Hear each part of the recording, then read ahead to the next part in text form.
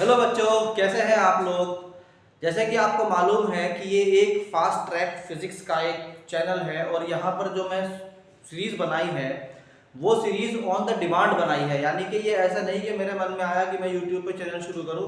ये बहुत सारे बच्चों की डिमांड पर, जिनको लगता था कि सर, बच्चों की कॉल्स आती थी कि सर फिजिक्स की वजह से सिलेक्शन रह जाएगा हमारा, सर आप कुछ करिए, सर हमारा सिलेक्शन फिजिक्स की वजह से रह सकता है, सर सारा टाइम तो बायो और केमिस्ट्री में चला जाता है, सर फिजिक्स में क्या करें। तो भाई ये प्रॉब्लम थ्रू आउट प्रॉब्लम है of the through out globe. यानी सब बच्चे फिजिक्स में परेशान हैं क्योंकि वो टाइम कंज्यूमिंग नोट्स हैं, टाइम कंज्यूमिंग सब्जेक्ट है, उसकी वजह से केमिस्ट्री और बायो में टाइम नहीं दे पाते आप लोग अगर फिजिक्स की तरफ आए। मगर एक फैक्ट और भी तो है, अगर आपने फिजिक्स नहीं किया तो आप 650 वाला जो आज के डेट में जितना स्कोर चाहिए आपको 650 से ऊपर वो तो आप अचीव नहीं कर पाओगे। तो अगर फिजिक्स करते हैं तो प्रॉब्लम, फिजिक्स नहीं करते हैं तो प्रॉब्लम। तो इसके हल के लिए मैंने क्या किया, मैंने एक ऐसी सीरीज बनाई जिसमें हम बहुत मतलब कम से कम टाइम लेकर और बेहतरीन से बेहतरीन नोट्स दें। इसमें क्या होगा कि एक टॉपिक आएगा, उसके बाद उसके सारे रिलेवेंट क्वेश्चन छोटी सीरीज में आएंगे। अगर वो क्वेश्चन आपने पहले से कर रखा है तो छोड़ दो, अगर वो क्वेश्चन आपने जो है नहीं कर रखा तो उसे अब कर लो। इसमें पहले टॉपिक होगा, टॉपिक का पूरा अंडरस्टैंडिंग होगा, फिर उसके बाद उसके सारे वन बाय वन क्वेश्चंस आएंगे, वो क्वेश्चंस आप करते चले जाइए। जो बच्चे इस सीरीज को ज्वाइन कर रहे हैं, मतलब मैं एक बार बता दूं कि ये उन बच्चों के लिए है जो सिलेक्शन किसी भी हालत में इस साल सिलेक्शन चाहिए ही चाहिए। तो जिन बच्चों को इस साल सिलेक्शन चाहिए, ये उन बच्चों की सीरीज है। और इसके लिए आपको करना क्या होगा, एक नोटबुक लेके बैठ जाइए और क्वेश्चंस आपको इसमें जो है पहले आपको थ्योरी उतारनी है, उसके बाद क्वेश्चन सॉल्व करते चले जाइए। ठीक है, तो बच्चों पहला जो है हमारा टॉपिक, हमारा जो चैप्टर शुरू हो रहा है वो है मोशन इन स्ट्रेट लाइन। और इसके अंदर जो पहला कंसेप्ट है वो हमारा डिस्टेंस और डिस्प्लेसमेंट का कंसेप्ट है। तो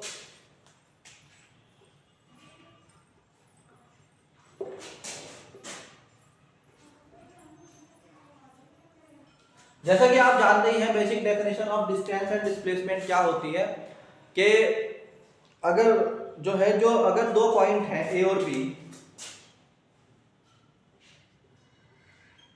और एक ऑब्जेक्ट यहां से यहां जाता है, एक ऑब्जेक्ट यहां से यहां जाता है, तो कोई ना कोई पाथ तो वो अटेंड करेगा ही।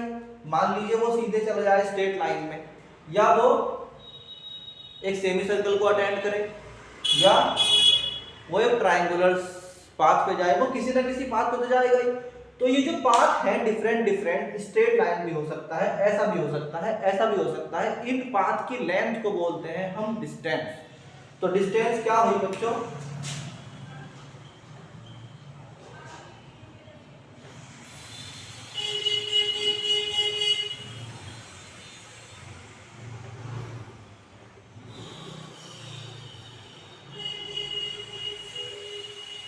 यानी जो पाथ की लेंथ है, length of path is called distance. जो लेंथ ऑफ पाथ है वो डिस्टेंस है, यानी ये वाली लेंथ, ये वो बाकी क्वेश्चन में आप समझ लेंगे, मगर फिलहाल मैं समझा रहा हूं बाय डेफिनेशन।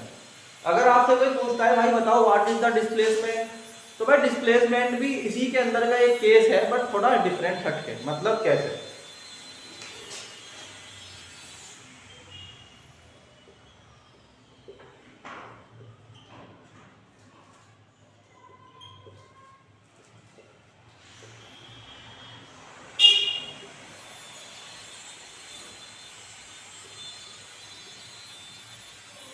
तो हम कहते हैं the shortest path between two points is called displacement. यानी ऑब्जेक्ट जो है वो डिस्प्लेस होगा। हिंदी में वैसे भी डिस्प्लेसमेंट का मतलब होता है खिसकना। तो जैसे हम कहते हैं कि एक ऑब्जेक्ट ए पर था, एक ऑब्जेक्ट ए पर था और वो बी पर चला गया, तो वो क्या हुआ, हमारे फिजिक्स के डेफिनेशन के अकॉर्डिंग वो डिस्प्लेस हो गया। क्या हो गया बच्चों, वो डिस्प्लेस हो गया। तो हम बोलते हैं कि डिस्प्लेस हो गया। मगर डिस्प्लेसमेंट में खास बात ये होती है कि डिस्प्लेसमेंट में सिर्फ स्ट्रेट लाइन ले जाती है, इसमें और कोई पाथ नहीं ले सकते। इसका मतलब अगर कोई ऑब्जेक्ट ए से बी जा रहा है, हो सकता है कि वो स्ट्रेट लाइन पर ही गया हो, या वो इस वाले पाथ पे गया हो, या वो इस वाले पाथ पे गया हो। इनफाइनाइट पॉसिबिलिटीज है, किधर भी जा सकता है। मगर हमें डिस्प्लेसमेंट की बात करते हुए हम सिर्फ और सिर्फ स्ट्रेट लाइन की ही बात करेंगे। ठीक, तो ये जो होता है शॉर्टेस्ट पाथ, वैसे भी किसी दो पॉइंट के बीच में जो होता है वो शॉर्टेस्ट पाथ स्ट्रेट लाइन ही हो सकता है। तो बच्चों ये तो डेफिनेशन हो गई इनकी। अब हम इनके कुछ और पॉइंट्स पे बात करते हैं, जैसे कि यूनिट्स। तो बच्चों इसकी यूनिट होती है मीटर और इसकी यूनिट भी सेम होती है, यानी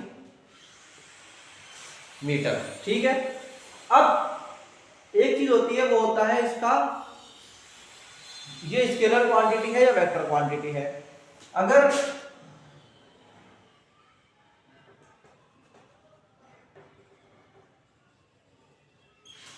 ये एक स्केलर क्वांटिटी है, क्यों भाई स्केलर क्वांटिटी क्यों है? क्योंकि ये लेंथ ऑफ पाथ है, यानी कि लेंथ का मेजरमेंट है। What is the length, nothing else. इसमें हम कोई डायरेक्शन नहीं देखते, कुछ नहीं देखते, सिर्फ ये देखते हैं कितना मीटर कितना सेंटीमीटर ऑब्जेक्ट गया है, बस उतना ही हम देखते हैं, इसे बोलते हैं लेंथ। और लेंथ होती है स्केलर क्वांटिटी। अब अगर हम डिस्प्लेसमेंट में जाएंगे तो डिस्प्लेसमेंट में क्या कहेंगे, ये वेक्टर क्वांटिटी है। वेक्टर क्वांटिटी क्यों है भाई, अब मैं समझाता हूं तुम्हें। मान लो कि आप ए से बी गए और ए से बी की जो स्ट्रेट लाइन जो डिस्टेंस है वो मान लो 5 मीटर है। ठीक है, तो अगर आप ये लिखेंगे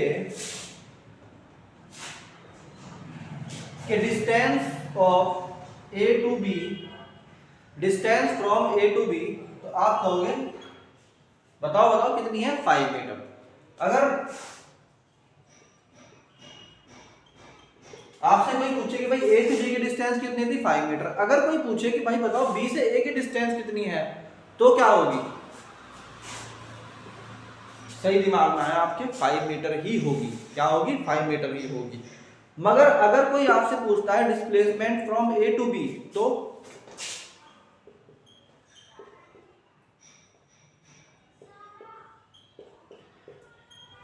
आप क्या बोलोगे, 5 मीटर, 5 मीटर। मगर अगर कोई पूछता है आपसे displacement from B to A,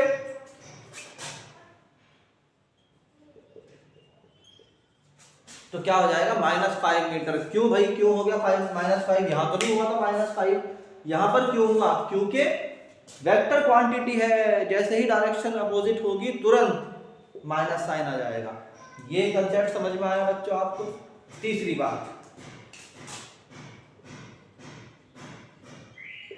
dimension. इसकी डायमेंशन होती है एल और इसकी डायमेंशन भी क्या होती है, एल। तो बच्चों ये बेसिक कंसेप्ट हमारा था डिस्टेंस और डिस्प्लेसमेंट का।